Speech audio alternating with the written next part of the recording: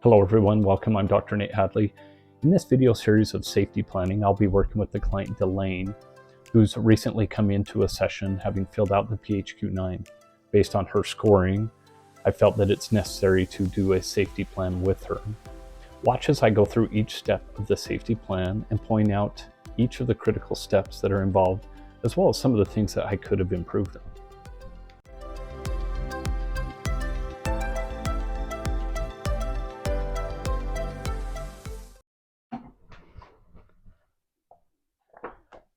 All right, hi Delane, how are you? Well, I don't know.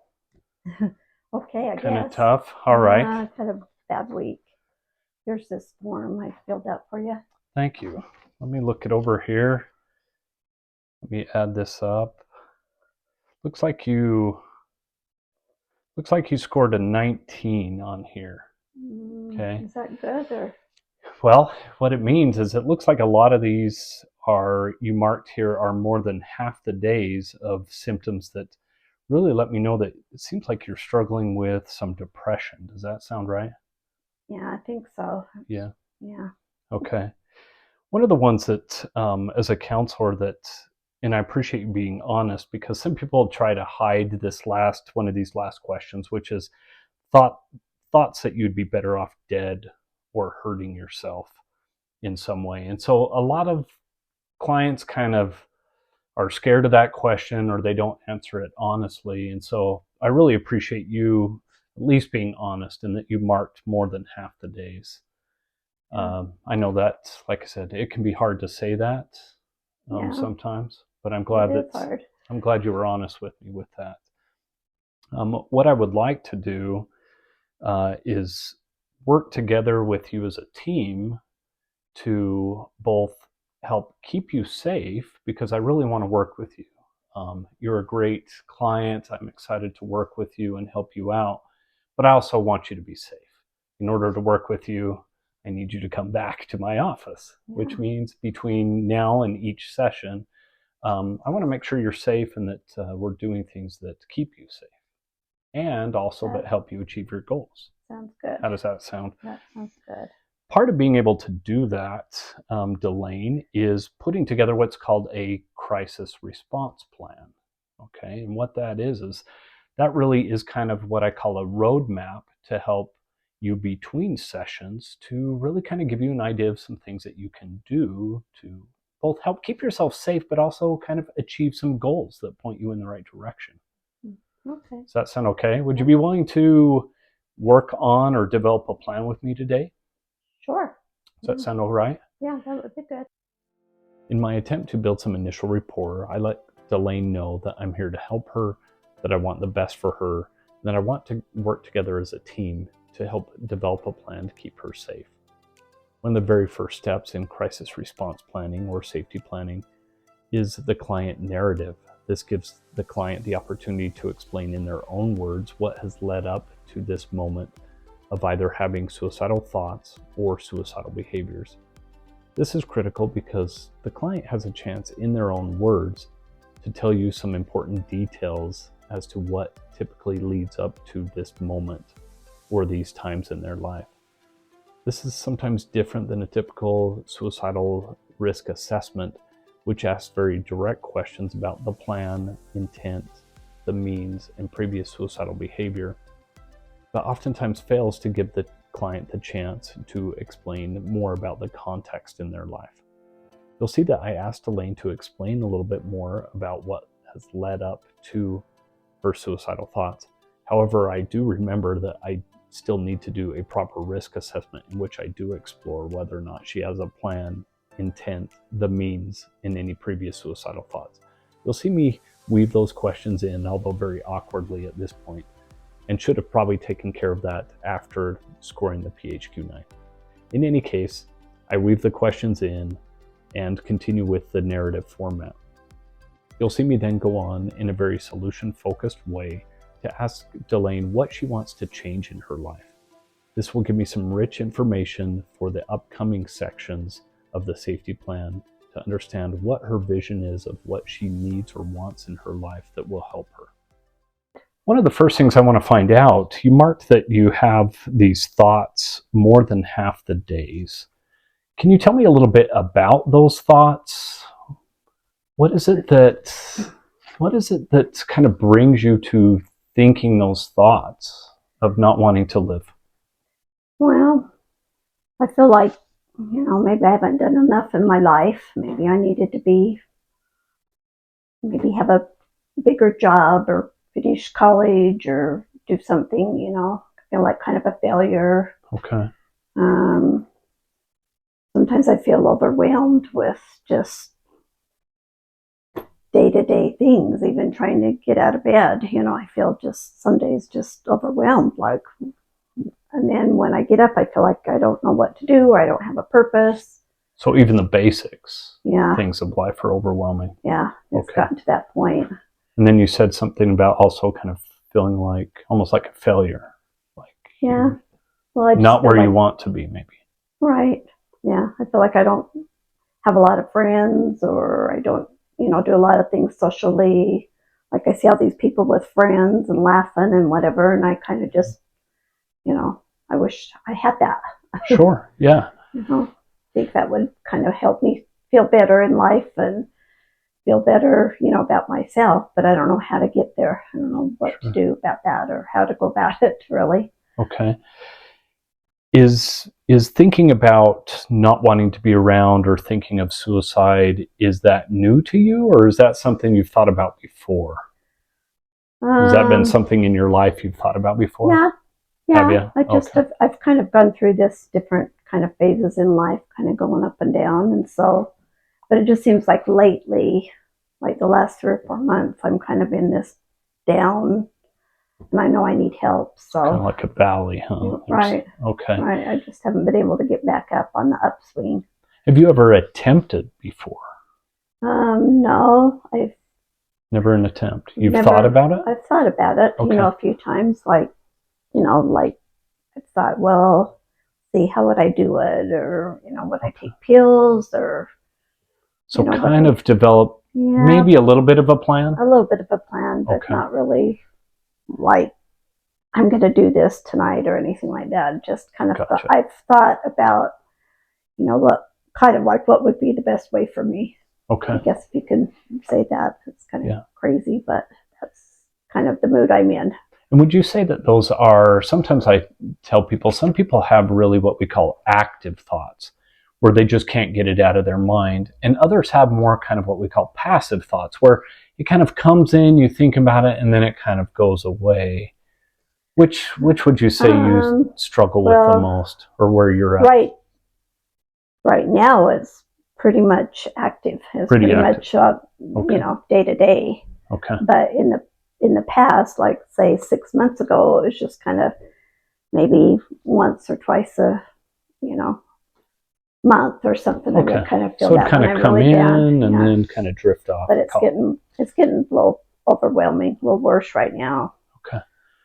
And I appreciate you being honest. Again, it's helpful for me to know really where you're at. Yeah. Honestly, because that allows me to work with you in a way that says, okay, let's be upfront with what's really going on, as opposed to hiding it. That doesn't help you. It doesn't help me as a counselor. No, I know that, and I just feel like I really need some help right now. So. Okay. What about the means? So, do you have a plan currently? Like, have you planned something out, or are you still just kind of where you've just had some thoughts? I haven't really thought of that much detail, but And what about intent? Do you plan on hurting or killing yourself anytime soon? Do we need to get you help, for example, today? Do we need to get you to the hospital? I think I'm okay today. You think you could keep yourself safe? Yeah. Okay.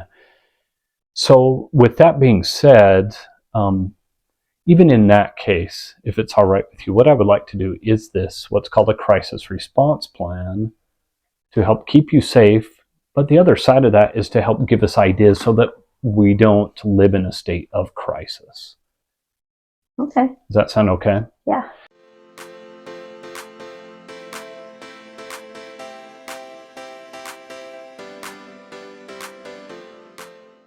So what are some of the things that you would like to change in your life or see different? This will help me as we develop this plan to kind of have an idea of kind of what you're looking at as far as wanting to change. What would help improve some things in your life? I think if I had more friends or was more social. Okay. And I understand I need to kind of put forth a little bit more effort. Usually don't feel like going out when people, like I have a neighbor that comes over and wants to talk or visit some days, and some days I see her coming, I don't even want to answer the door. Oh, gotcha. Just, okay. So you like avoid sometimes? Yeah, avoid I do that because I don't want to have to deal with her. Yeah. And sometimes I'm not dressed. Oh. I struggle sometimes getting out of bed, and then I'm not dressed and it's noon, so I feel like, I'm kind of a slouch because she's all seems to be dressed and put together, and it's noon and she wants to maybe, go get something for lunch, and I'm just like, sometimes I don't answer the door. I just kind of see her coming and feel like I'm sleeping. Gotcha. So of these things that you listed, are these things that you would like to change, that you feel that would be helpful? Yeah. Okay. Yeah, I think it would help me if I could kind of feel like I could get out of my rut and maybe be, a little bit more receptive to some social activities or friendships or some things that I could do. Great. Well, that's what this is going to be then. This plan that we're going to put together is going to be this roadmap of how can we help you achieve these goals. Does that sound okay? Okay.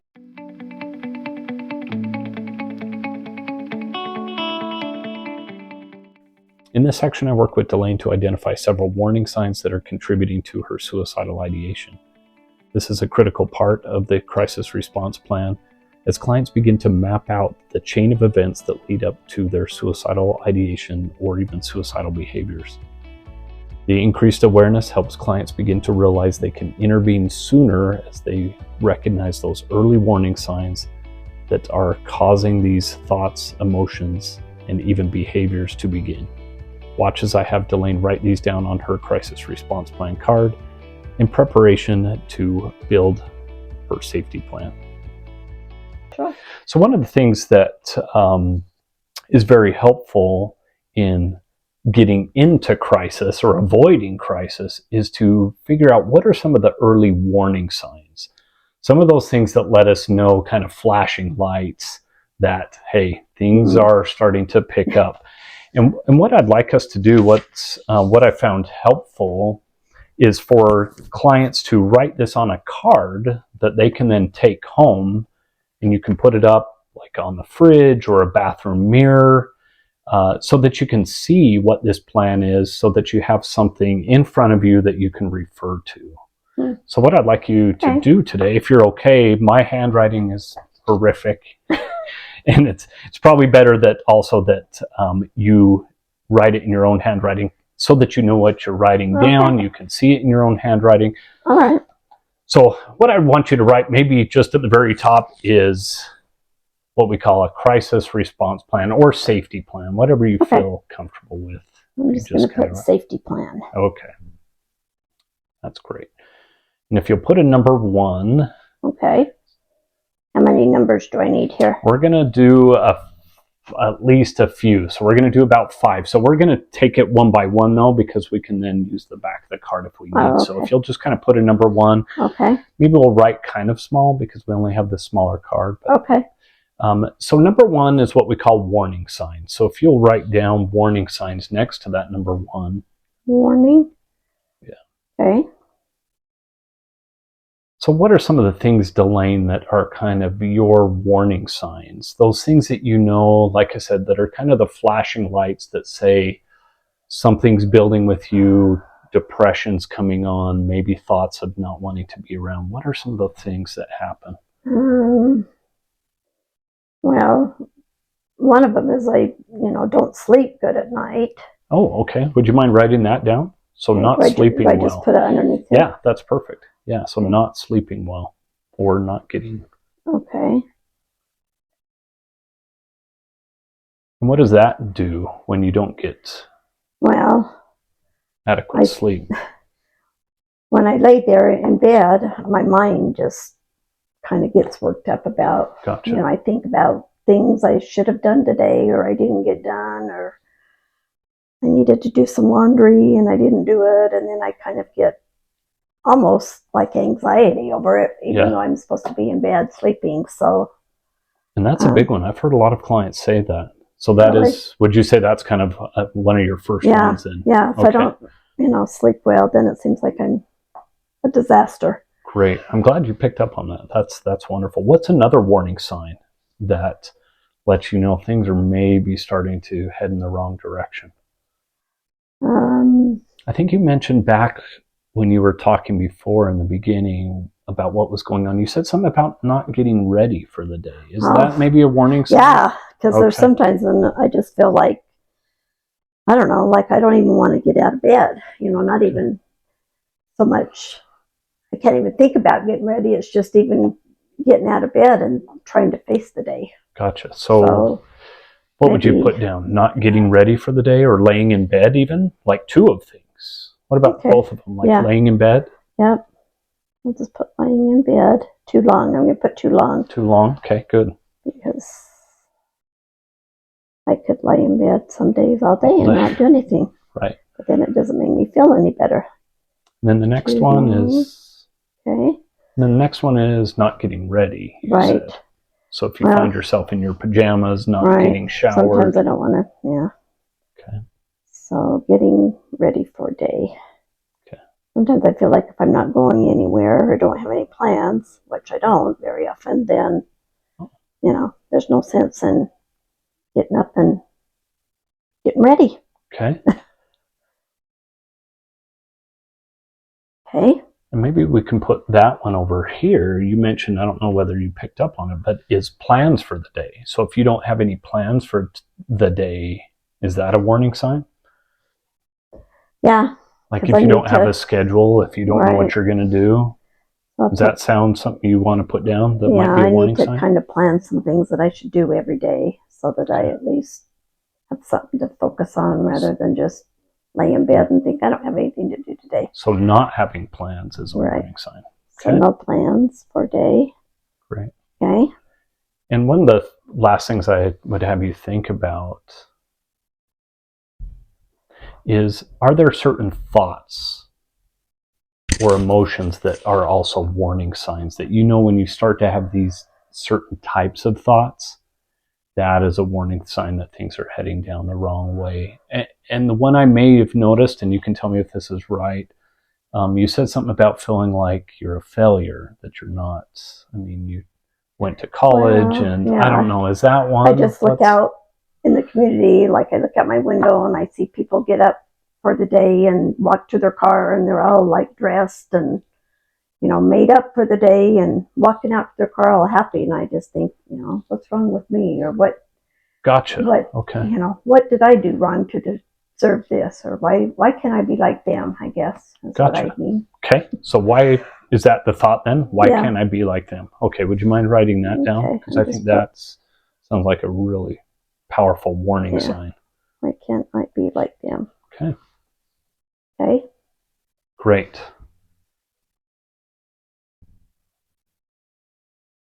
So as I said, these are kind of the warning signs. If I call them kind of the flashing lights, or if you're driving on the freeway, how they have cones way down the road that are signs that are warning you, up ahead. I think I know one more. Oh, you know one? Okay.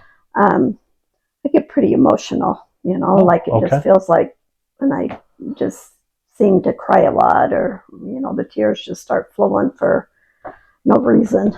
Great. So I'm going to write that down. Okay. I'm just going to put cry. Great. Oh, that's wonderful. That's a lot of warning signs. That's a lot of warning signs. Yeah. And at the same time, what's good about writing all this down is now that I can see you can start to pay attention to these, right? And we can start to say, oh, this is what's happening. This must mean I need to follow this plan. Which the second step, so we're going to move from warning signs, we're going to move to step 2. So if you wouldn't mind writing a number 2. Number 2. And this is what we're going to call self-management. Okay. In this section, you'll see me work with Delane to develop some self-management or self-care strategies in times that she's beginning to experience those early warning signs. I use solution-focused questioning to empower Delane to come up with her own self-care strategies or self-management techniques that she can begin to use. Here and there, I'll begin to offer some suggestions for Delane. However, in the end, I want these to be something that she's invested in and likely to use. I then encourage her to continue to write these down as part of her safety plan card. Or can you put self-management or self-care skills? What feels comfortable to you? How about self-care? It's easier for me to write. Let's do self-care. Okay, that sounds good. So self-care, this step number 2 are things that you can do alone when you are noticing these warning signs. So what are some of the things that you find helpful to maybe help you feel better, to help point things in the right direction, that when you're starting to notice things aren't going in the right direction, these self-care things will help kind of slow things, point you in the right direction, help you begin to feel a little bit better. You've mentioned a few of the warning signs, so I don't know if there's some of those things even within that are almost the opposite of the warning signs that you can begin to do that will maybe help you feel better. Okay, probably if I had a regular or had a routine, I guess, or some regular, maybe I have a set time that I kind of established that I want to be out of bed by 9 o'clock. Okay, let's put that. So like a daily routine. Okay. Because you mentioned when there's no plans for the day, things go bad. So a self-care strategy or self-management. A routine where I get up, I get ready for the day. Okay. Which maybe next to that routine, would you mind writing down some of those more specifics, like up by 9, maybe up and shower? You mentioned something about getting ready. I don't know. How does that dressed? sound? I have to get up and shower and get dressed. Well, how does it make you feel when you get dressed? Well, then I feel like I'm, ready for the day. You're ready. If a neighbor comes over, I'm more inclined to open the door and let her come in. So you're more likely to do things. Right. Okay. So up and ready. At least my teeth will be brushed. Okay. My dog doesn't care if I brush my teeth, but my neighbor might. Basic hygiene is great. So other self-care things, you just mentioned your dog. Is that a self-care thing? Is spending time with your dog? Oh, yeah. I don't know what I do without my little doggy. Okay. Because I always seem to take care. He has a routine, and if I don't let him out in the morning, he's whining or growling. So I guess if he has his routine, I've got to look at it that I need my routine too. Okay. So is your pet part of that then? Yeah. Maybe a strategy that's taking care of your pet. Right. I could probably, rather than just let him out in the backyard, maybe I could take him for a walk to the mailbox or something. Okay. No, that's a great idea. Okay. Wonderful. Other self-care things that you can do on your own that would help you feel better, help calm you down, maybe less emotional. Are there other things that you can do? Do you read, or do you write, or have a hobby, or? It's kind of hard for me to read, but I've had somebody recommend audiobooks. I haven't tried them, but that's a favorite of mine. I don't know how to. Would you be willing to try that? Sure. I mean, sure. It's something new to you that might help, right? Yeah. Guess I just go to the library and they can help me. Yeah. So the library, and that's, given your situation, I know money is tight. Yeah. I have a phone, and my friend said I can just get books from the library, like on Libby or something.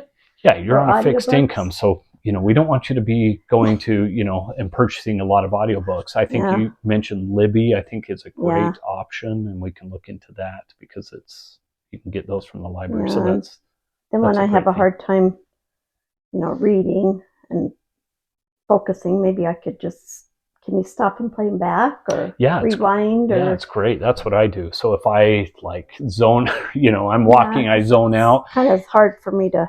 I can rewind sometimes. Oh, okay. Yeah, So so that it's might be great. a good thing to kind of look into. Okay. And they can help me just at the library.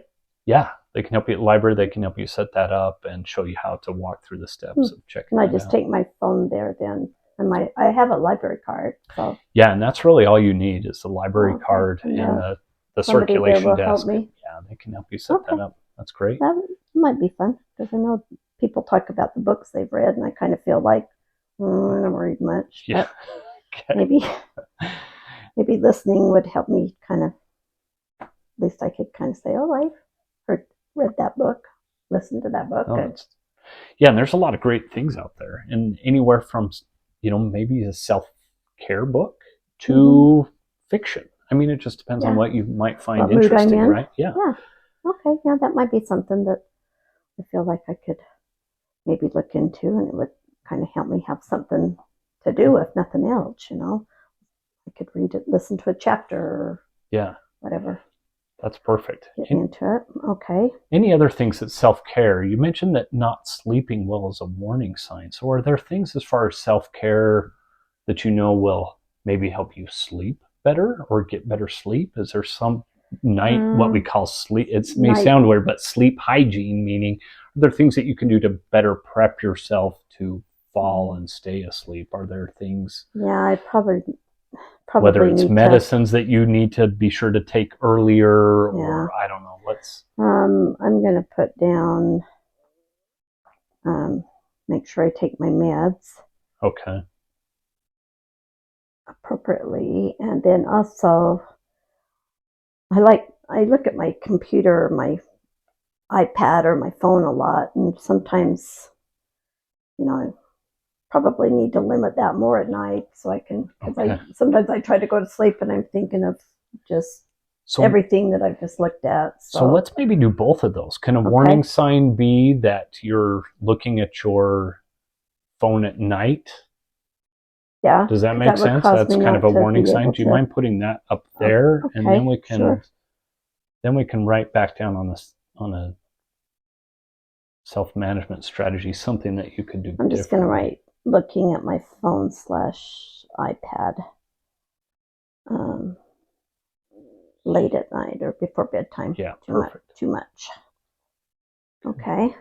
So what could you do instead that may help get you in the right direction to fall asleep? Are there things that help, whether you put what they call mindful meditation, or noises that you can put on, soothing sounds, aroma scents? I don't know. Have you heard of any of those things that may help you sleep? I've had like some friends that have that aroma therapy and that, and I don't really have one of those machines, but I have some music. I have like some nature sounds on my phone that sometimes I put on and listen to water, or has that been helpful? Or something? Have you found that helpful to help you go to sleep? I do that sometimes in bed, and if I have a hard time focusing or relaxing, then I do that. So great.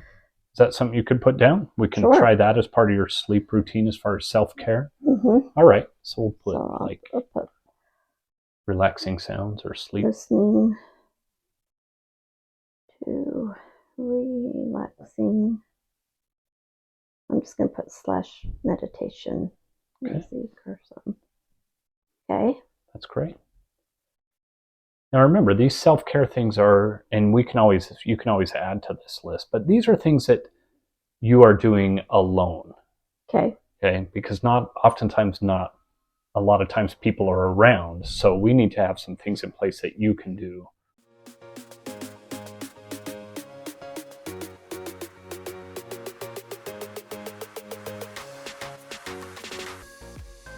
Watch as I work with Delane to identify her reasons for living. I take a very solution-focused and narrative approach in attempting to understand what is it that keeps her moving forward in her life. As I ask her each of those reasons for living, which include people, beliefs, and even her pet, I have her write those down on her crisis response card. The next thing on step 3, so it looks like we might need to turn the card over. Yeah, on step 3, this is an important step. This is reasons for living. So if you'll write that down. Reasons Reasons. How about reasons to live? Okay, that's great.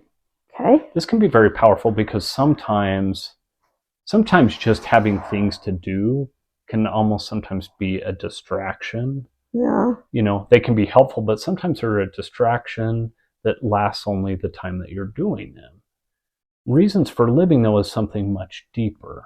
Sometimes Okay. it's reasons for living is what gets us through the hard times, even when we're really feeling overwhelmed and emotional. When we think of these things, it can help pull us through.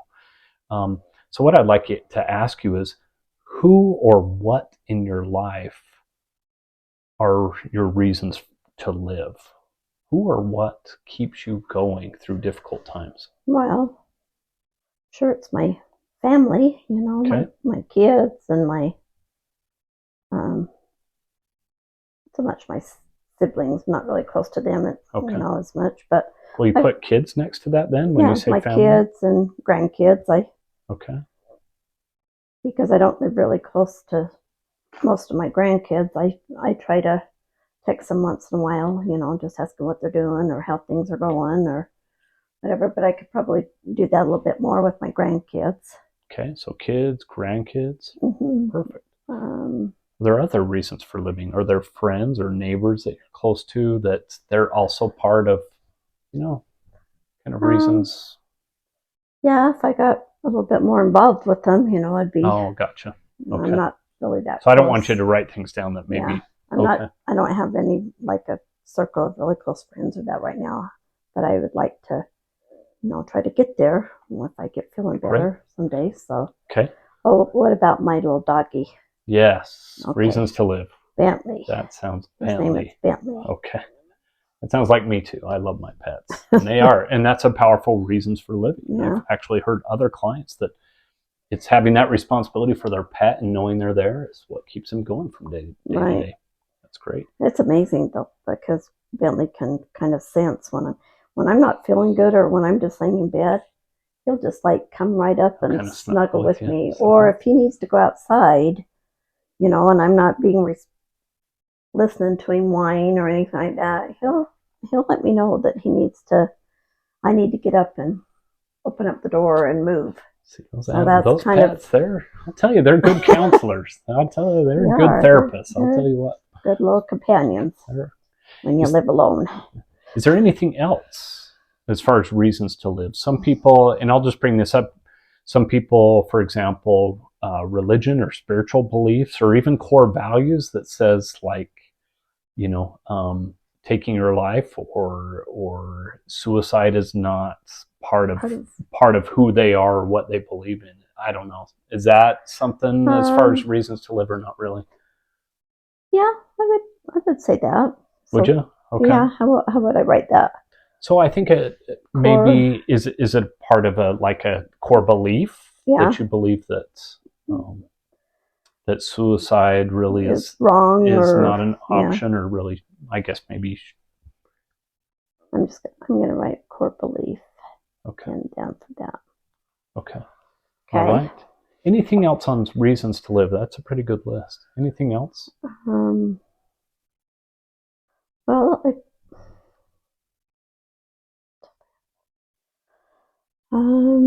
I just want to feel happy. I mean, I want to feel, fulfilled and. So reasons to live, is there? So let me see if I can. So is reasons to live? Would there be something where you're willing to try something new, or there may be hope for something different? So part of reasons to live is that there may be more. There may be something in the future that may be helpful. I don't know. Yeah, I think so. If I could maybe learn some new things to do and then or maybe become the person that you want to become. Right. Maybe part of reasons to live is that there maybe is a belief that you can improve. It may not feel like it now, but yeah. Right. Yeah, I need to get there. Okay. Wait, I don't know what I'm writing down. Making improvements? Making improvements. Okay. I lose my train of thought. Yeah. One way I've found very helpful in exploring a client's core values and beliefs and reasons for living is to pose the following hypothetical. I'll usually ask them, if someone very important to you, a child, spouse, friend, loved one, were to say they were having suicidal thoughts and behaviors, would you tell them to simply go ahead and follow through with it? The response is usually no. So if not, what would you say to them instead, and what advice would you give to them? After that, I then explore, how do you think your advice to a loved one can be used by you in your current situation? And what does that say to you about your reasons for living? And sometimes Okay. I'll say that, if you had a child that was in your same situation, would you just tell them, no, go ahead and give up? Yep, you're feeling this way. Yep, just go ahead and give up. Would you tell them? No, No. I wouldn't. Okay. What would you maybe tell them? Um, Would you say similar to what you just wrote down? right. Try to find some things to, that they can maybe do or work on, or a hobby or something, and maybe enjoy their pets, or call their siblings or their cousins or something, and go out, go for a bike ride or walk. Or And that's what lets me know that this is more of a core belief for you, because typically the advice that you would give to a loved one is something that you really kind of believe. right. Maybe your thoughts, your mind is kind of tells you otherwise sometimes, but I think deep down you would, in this case, not tell your kids, yeah, just go ahead and give up. That No, should be an option, right? I'd let them know that I was Okay. there, and Right. I want to support them and help them. Okay.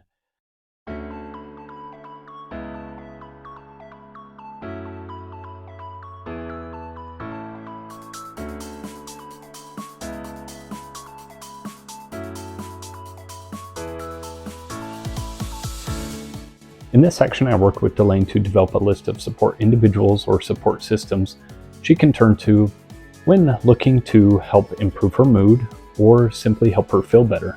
I remind her that these do not need to be individuals or support systems that she turns to only in times of crisis.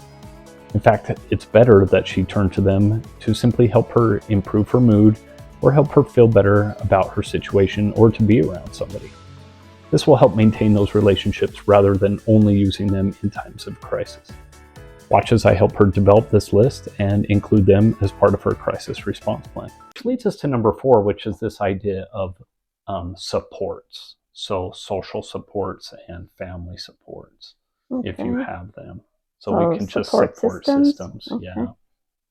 So these are people that we can put down that you can turn to. And this isn't turned to, some people think of support systems as people you turn to in crisis. Okay. Like you have to call them up and say, I'm thinking of Like I hurting did myself. today, I need an appointment, Exactly. or we got something next week. Right. Now, I'll be part of that plan here shortly. Okay. But what we're talking about here is actually support systems of people you can call, almost like those self-care things, where people you can call ahead of time to go and be around, that can help you feel better, that can help bring your emotions down, rather than in crisis, somebody you can turn to just to kind of help you feel a little bit better. Who might be some people that you could turn to in times where you're kind of feeling down or those warning signs are kind of coming up? I'd call my son. Okay. And maybe my daughter, but it depends on the day whether she likes me or not. Okay. Sometimes things are kind of difficult. Okay, we'll put that second. Okay. Are there other people that are there friends, neighbors, maybe a community group or something that you could turn to that helps you feel a little bit better, or it's helpful to be around them? Well, I know my neighbor does a lot of things with, I think she has a little group, or I don't know, something that she goes to the rec center, and they do activities. Oh, okay. Sometimes they play bingo. Yeah, like a bingo or something like that age, I can play bingo now. Okay, that's so great. So maybe neighbor. Yeah. And then maybe along with the neighbor, Okay. you can put maybe attends an activity, a group activity, Sure. like a community activity or bingo, whatever it is. Okay. Yeah, that would be good. Anybody else? So son, daughter, neighbor, anything else you can think of? I don't know if you've ever attended any sort of community classes, like a yoga class or a Pilates or exercise. Is that something that you've ever thought of? Or I've thought about doing it. I haven't done anything for a long time, but I know there's some things at the rec center, some different classes that I could maybe look into. So, and that might be fun to meet some people and to be able to go there, with them. Perfect. Anybody else? Is there any coworkers, religious leaders, friends? Do you have any, is there any friends that you have or maybe haven't contacted in a while, but maybe? Yeah. There's friends I used to work with before, I retired, and to kind of lose contact, but it would be good to kind of reminisce and rekindle some of those. Laugh at all the things we went through. That might help me a lot. Laughter's healthy. Yeah, for sure. That's a good medicine. Okay. That's a good list. Anybody else that you can think of? I can put down my religious leader. Like I have a Relief Society president that's really good. I hate to bother her sometimes, but hey, she's really nice. But she's nice. Okay.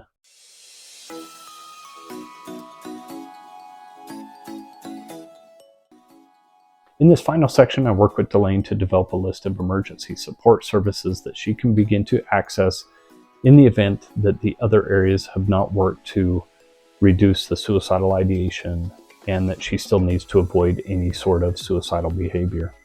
You'll see that I explore which of the options she is most likely to use. This may include such things as a crisis hotline, emergency department, calling 911, or even attempting to get a last-minute appointment that she can speak to somebody.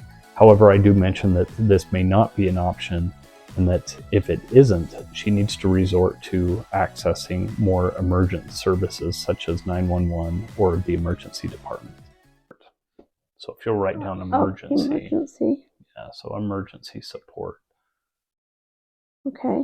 So these are really more formal things that you would need to use if all these other things didn't slow you down and you just couldn't get out of that thought pattern and that you feel like you couldn't keep yourself safe. Okay.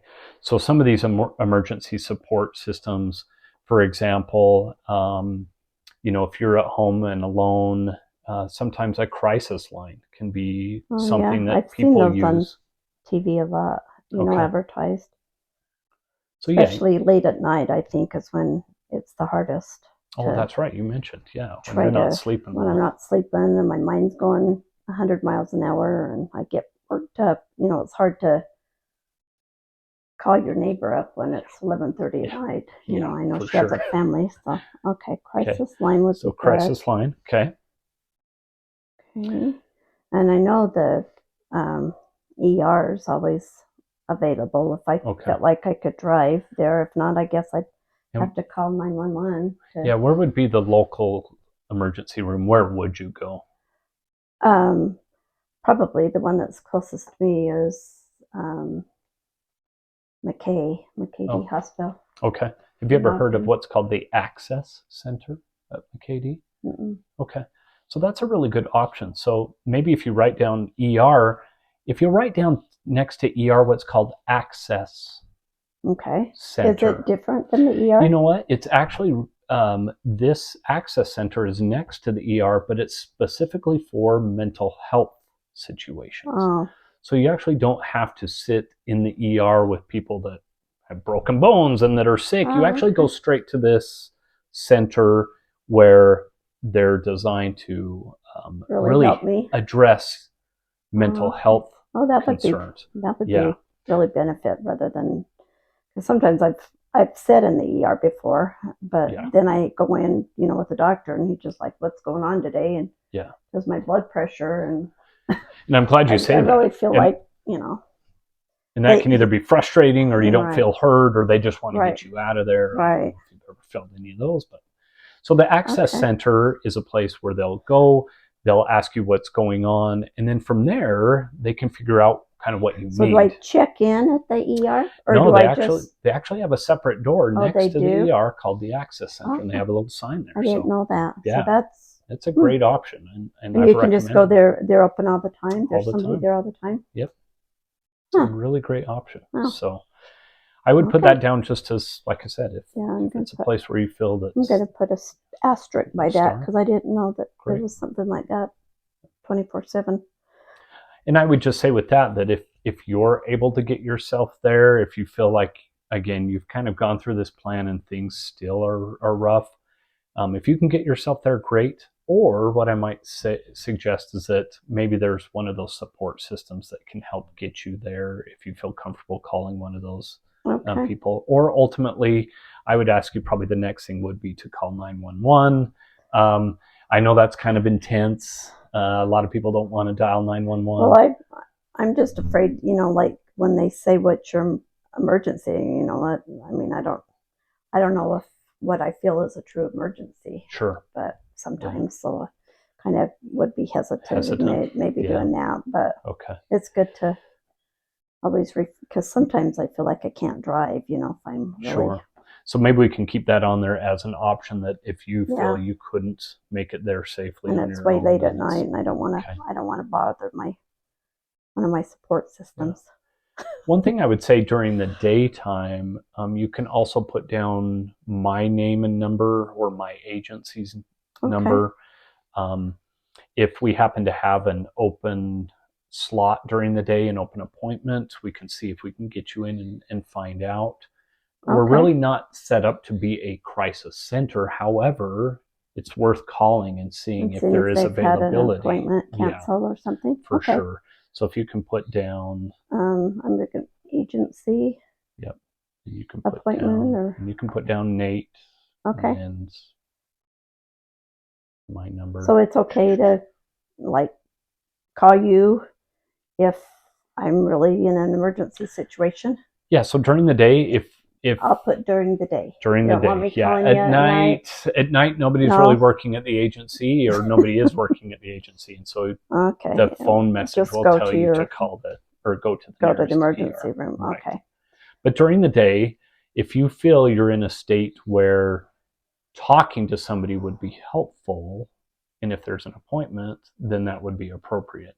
If you feel that you're beyond talking, that you're at risk for not being safe, then let's get you straight to like the Access Center, for example. But if we have an appointment or somebody available, we'll see what we can do to get you in. Does that sound okay? Yeah. Okay. That sounds like it would be good. All right. Now, yeah. So that is what we call a safety plan. That is something, like I said, that you and I as a team can begin to look at, and we can adapt it. This doesn't have to be written in stone. We can sometimes maybe cross things out, add things. But if you remember, this is really starting way at the beginning to slow things down, so that we don't jump from a warning sign to needing or landing in the hospital. Exactly. Okay.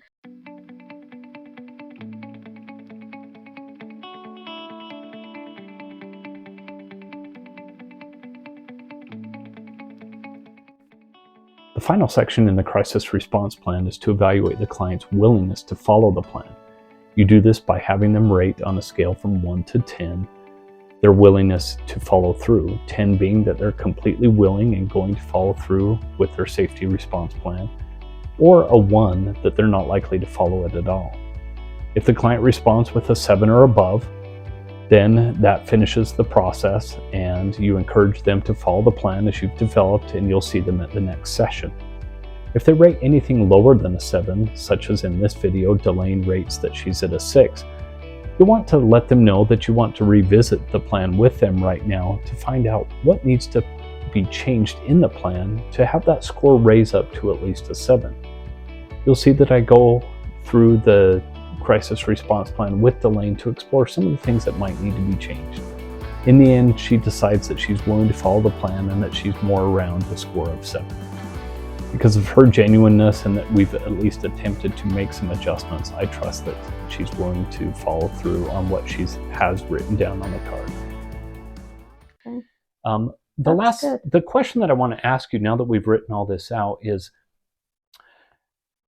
on a scale of 1 to 10, 10 being you're willing to follow this plan, and you're willing to follow up with me next Tuesday to talk about how things went this past week with this plan. 10 is that you're totally willing and you're going to follow this plan. 1 is that you could care less about this plan. You're probably going to crumple it up and throw it away. Where do you think you're at with this plan right now? Let's see. And 10's the, like, I'm just going to follow it. Right 10 is you're on board. You are going to follow it. I don't know if I can do all these things right now, but I'll try, to start. I mean, even a couple of these things I can see would really be a step in the right direction. So probably at a 6, maybe. A 6. For this first week. Okay, a 6. One thing that a 6 is really good. Anything higher than a 7 is really what lets us know that a person is more likely to follow this through. So a 6 tells me you're right on the edge. There may be something holding you up, or something we either need to add to the plan that you're more willing to do, or something that we need to maybe take away that it's maybe holding you back from being willing to follow it. Is there something on there that you feel would get you more to maybe a 7 or an 8 that you're more willing to do, that you would find helpful? Whether it's a self-care issue or reasons to live or support? I think it's just, I need to be more motivated to, get up and know what be more conscious of my morning signs so that I can be, start a routine, and maybe that would help me. I'll say, I'll give it a good 7. I'll try to do it this week. Okay. See how. You're changing your answer. Do I have homework? You're changing your answer. Well. So are you at a 7 then? Would you say? Yeah, I can do a 7. Okay. There's nothing on there that you want to add that may push you there, or maybe circling the routine section will emphasize that that's probably one of the things that you definitely have to work on, that you need to do this week. Yeah, I'm going to do that, and maybe check into that audiobooks. Okay. All right. And then, is this my homework assignment? Yeah. So very good question. I didn't know I'd have homework. Yeah, instead of calling it a homework, because sometimes that does feel like you've got a burden, right? Okay. So one thing that it's kind of an interesting thing that's words to use, but I actually call it experiment. So I want you to actually, as you look at this plan, I want you to experiment and let me know what's working and helping, and what are some of the things we maybe need to remove from this or add to it by the next time. Okay. So rather than, it's homework and I've got to, what I want you to do is look at it as, okay, what is helping me? What is it that I need to tell Nate on Tuesday that, you know what? I actually need to add this to the list. Or so would it be helpful for me to do like a little journal thing, maybe write down some notes, because I don't know if I can. Yeah, that's a small remember card. Right? All this. Yeah, okay. And it's a small card. So So I think that would be a great thing to do, is that if you'd be willing to keep either a small journal or something on the side that you can add to each of these categories, so that when you make it to our appointment on next Tuesday, I can remember what helped me, or exactly. how I felt, or this didn't work so good, or things we can add or things we can change. Okay. Because there may be things that we just didn't think of right now, right, that you're like, oh my gosh, I totally forgot about this. Right. Or, I need to add this warning sign. Something like that. Sure. How does that sound? It sounds good. It's giving me a lot of things to kind of think about. It helps being able to look at them. So I'm going to put this on my bathroom mirror. Okay. Another thing, I noticed you have your phone I do. with you. Okay. One thing I'd have you do as well is sometimes these cards have a tendency to sometimes disappear, get lost. What I'd like you to do is take a picture of the front and the back so that you always have it with you. So for example, if you're not at home and you're visiting a family member or you're taking a trip or something like that, you can look on your phone. Oh, okay. Yeah, that's a good idea. Then most of the time, my phone's always with me. There you go. So you're going to take a picture. So I'll take a front. I'll take a picture. Okay. Great. And then we'll. Okay. Then I won't have an excuse to say I lost what my I've had warning clients say signs that. were. Yeah. Okay. So I appreciate you doing this plan with me. I'm excited to work with you. Yeah. As I said, keeping you safe is part of the reason for this plan, but the other part is to help you accomplish the changes that you want to make in your life and to help things move in the right direction. Okay. So I'm looking forward as you come back on Tuesday. Thank you. As you come back next Tuesday, we'll look at this plan and we'll also start to talk about your treatment and how to continue to help you move in the direction that you want. Okay. Thank you. Sounds good. I appreciate your spending your time with me, and I'm going to try to do this week and see how I can feel. So. Perfect. We'll see you on Tuesday. Next Tuesday at 11 again? 11 o'clock. Okay, we'll see you then. I'll be here. Each client is so unique in the amount of time that it takes to develop a crisis response plan, but I would say generally speaking, it takes less than 60 minutes to develop a thorough crisis response plan with a client. You'll notice that I had Delane write on both the front and back side of the response plan card in order to fit all the information on. I then had her take a picture of the card, both front and back, in order for her to have that information with her wherever she's at. Hopefully you've enjoyed this video series and are much more confident when faced with these situations where a client is expressing suicidal ideation or has had recent suicidal behavior.